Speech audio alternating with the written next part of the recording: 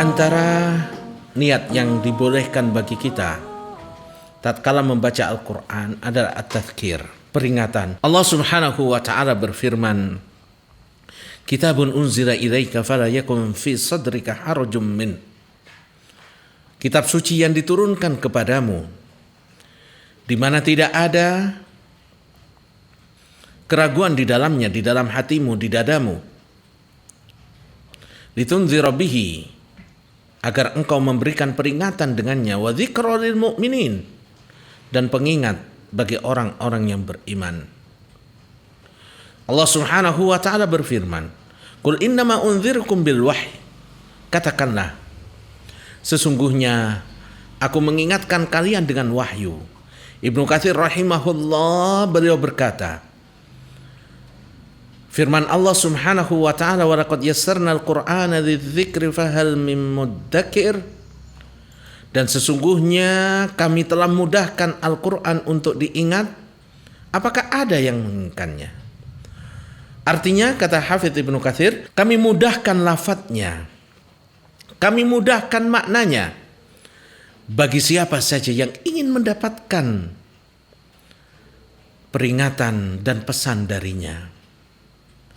Zikir di dalam ayat-ayat ini meliputi semua hal yang bisa membantu kita untuk mengamalkan isi-isi Al-Quran, baik yang halal atau menjauhi yang haram, baik hukum-hukum yang berkenaan dengan amar ma'ruf dan nahi mungkar, maupun janji pahala atau ancaman siksa dari Allah, nasihat-nasihat,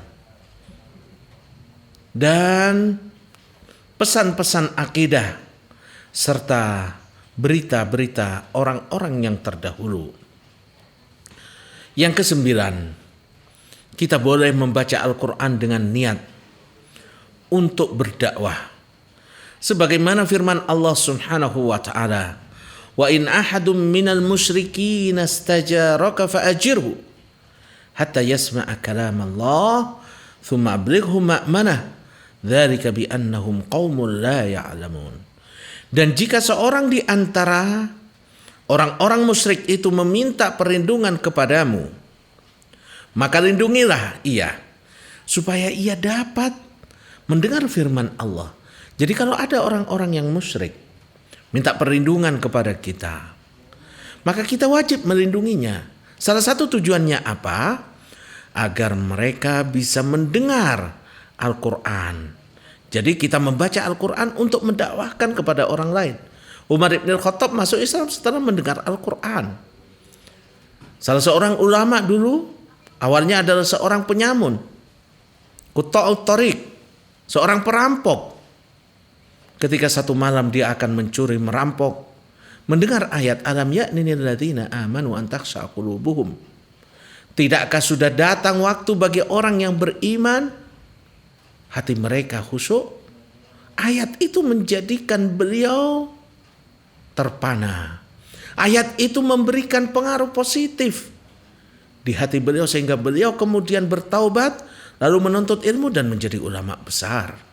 Jadi ayat-ayat Al-Quran kita membaca untuk mendakwahkan kepada orang lain. Di Sudan ada salah seorang kawan menginap di satu hotel. Habis subuh beliau tadarus Al-Quran. Pintu hotelnya, pintu kamarnya tidak ditutup. Tiba-tiba ada seorang kafir yang lewat di depannya. Begitu mendengar indahnya lantunan ayat-ayat Al-Quran itu, si wanita ini kemudian balik dan minta izin. Lalu bertanya, apa yang kau baca? Nyanyian apa itu kok indah sekali? Nah, ini ayat-ayat Al-Quran seringkali kita perlu membacanya. Salah satu tujuan dan niat kita adalah untuk mendakwahkannya kepada orang lain. Wa an atluwal Qur'an faman ihtada fa innama yahtadi li nafsihi wa man dhalla faqul innama ana minal munzirin. Dan agar kamu membacakan Al-Quran kepada manusia. Untuk apa? Untuk mendakwahkan mereka, mendakwahi mereka. Maka barang siapa mendapat petunjuk, maka sesungguhnya dia mendapat petunjuk Artinya ketika kita bacakan Al-Quran, akan banyak orang-orang yang mendapatkan petunjuk. Qul uhiya ilayya annahu istama'a nafarun minal jin. Katakanlah, telah diwahyukan kepadaku bahwasannya ada sekelompok dari jin. Ada seorang dari jin yang mendengar bacaan Quran Rasulullah sallallahu alaihi wasallam. Lalu mereka berkata, inna sami'na Qur'anan ajaba. Sungguh kami mendengar bacaan yang sangat menakjubkan sekali. Yahdi ila rusdi fa'amanna bihi. Yang bacaan itu menunjukkan kepada hidayah, maka kami beriman dengannya. Jadi bacaan Al-Quran kita tidak tahu Bapak Ibu sekalian. Mungkin dari orang-orang yang mendengar bacaan Quran kita itu, mereka akan mendapatkan hidayah dari Allah. Maka niatkanlah ketika kita membaca, niatkanlah sebagai dakwah. Wa idh sarafna ilaika nafarum minal jinni yastami'una al-Qur'an. Dan ketika kami hadapkan kepadamu wahai Muhammad sekelompok dari jin untuk mendengar apa? Bacaan Al-Quran. Balighu anni walau ayah. Sampaikan tentangku kepada manusia walaupun hanya satu ayat. Di antara niat yang boleh kita letakkan saat kita membaca Al-Quran adalah niat mendapatkan pahala dan keutamaan. Rasulullah sallallahu alaihi wasallam beliau bersabda, "Man qara'a harfan min kitabillah." Barang siapa yang membaca satu huruf dari Al-Quran, dia akan mendapatkan satu kebaikan. Dan satu kebaikan itu dilipat gandakan 10 kali lipat. Nah, di sini kawan-kawan sekalian, Rasulullah sallallahu alaihi wasallam memberikan kabar gembira kepada kita. Kalau membaca Al-Quran akan mendapatkan pahala. Nah, tidak ada masalah bagi kita. Kenapa baca Quran? Ingin dapat pahala? Boleh. Tidak ada masalah.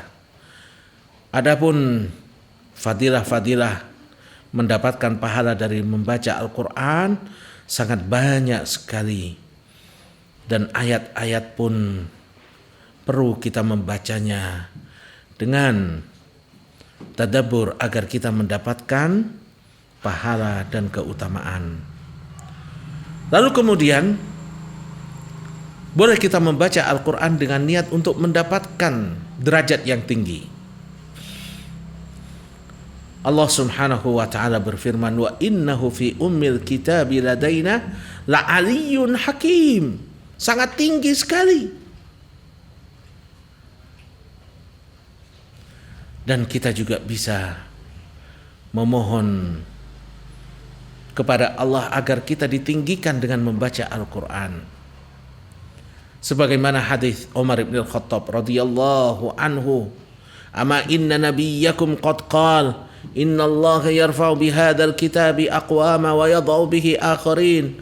Sesungguhnya Nabi kalian Nabi Muhammad sallallahu alaihi wasallam telah memberitahukan kepada kalian bahwasanya Allah Subhanahu wa taala akan mengangkat dengan Quran ini satu kaum dan akan merendahkan dengan Quran juga kaum yang lain. Mereka yang akan ditinggikan adalah yang membaca Al-Quran salah satunya. Maka bacalah Al-Quran dengan niat untuk mendapatkan derajat yang tinggi di sisi Allah Subhanahu wa taala. Rasulullah sallallahu alaihi wasallam juga bersabda, yuqalu li sahibil Quran, akan dikatakan kepada sahabat-sahabat Al-Quran pada hari kiamat kelak, iqra wartaqi warattil, bacalah dan naiklah sebagaimana engkau telah membaca Al-Quran di atas bumi. Fa inna manzilaka inda akhiri ayatin taqra'uha, karena sesungguhnya kedudukanmu di surga akan tergantung pada ayat terakhir yang engkau baca. Dalam membaca Al-Quran dibolehkan bagi kita untuk niat mendapatkan syafaat dari Allah. Rasulullah sallallahu alaihi wasallam bersabda, bacalah Al-Quran karena dia akan datang sebagai pemberi syafaat pada hari kiamat kelak. Puasa dan Al-Quran akan memberikan syafaat bagi mereka yang melakukannya.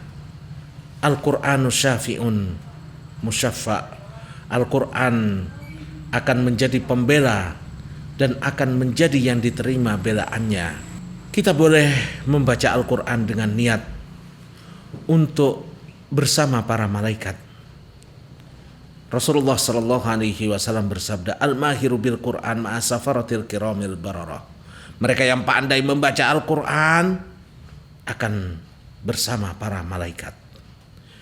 Jadi boleh kita kalau ingin berkumpul dengan para malaikat, bacalah Al-Quran dengan bacaan yang benar, yang mahir. Gak bisa kita berharap bersama malaikat tapi bacanya lagu-lagu yang cengeng.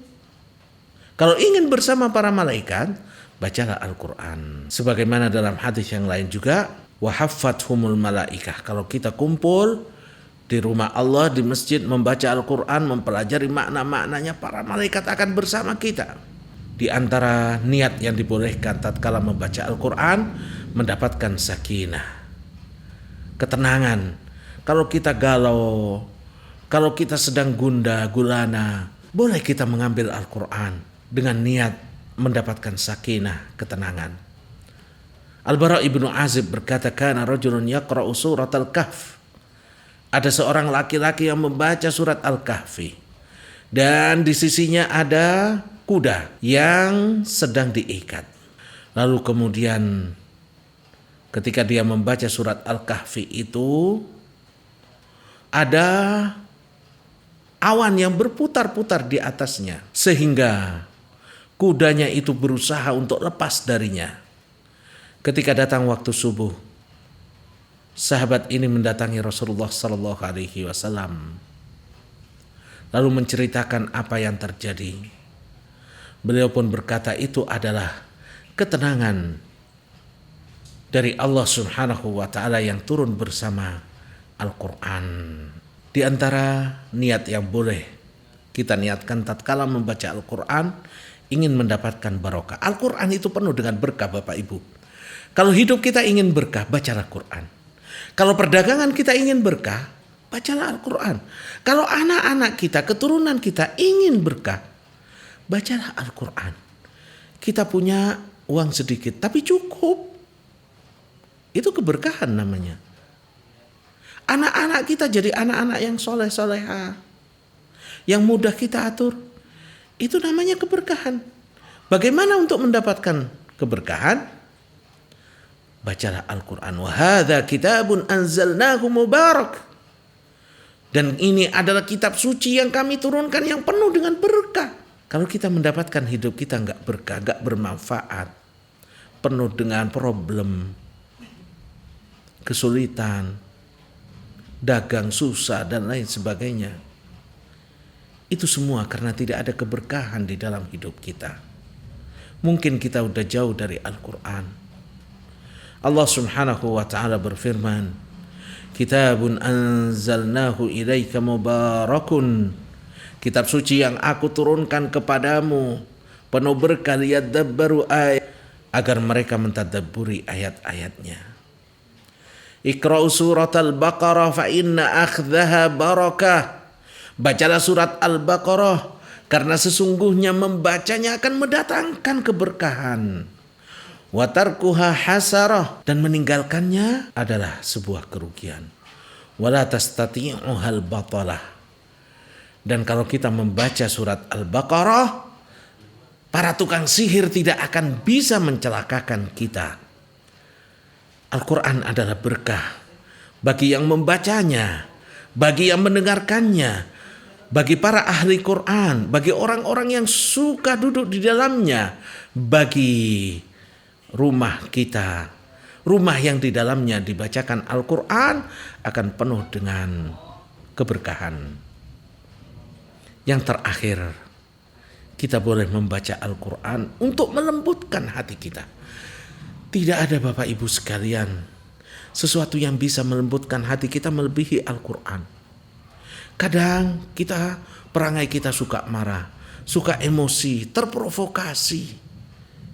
Bagaimana cara melembutkan hati kita? Kata-kata kita suka kasar, nyakiti orang lain.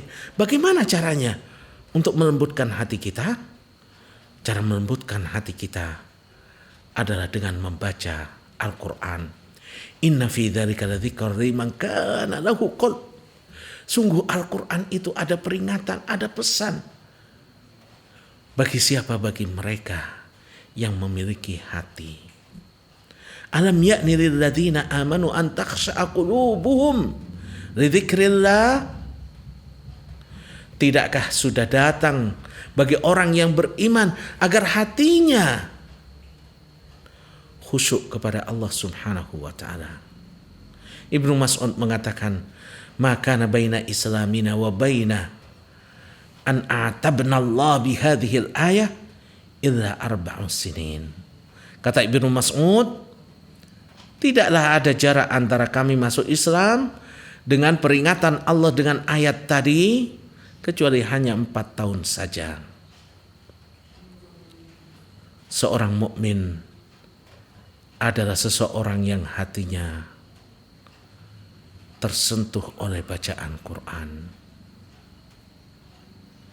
Allah Subhanahu wa taala menyatakan wa idza tuliyat alaihimul Quran.